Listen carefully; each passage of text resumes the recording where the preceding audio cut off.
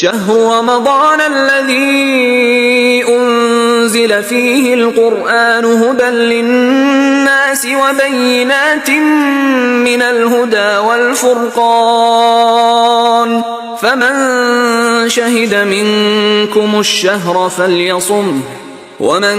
كان مريضا أو على سفر فعدة من أيام أخر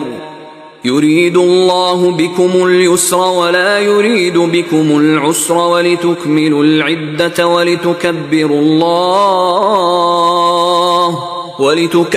الله على ما هداكم ولعلكم تشكرون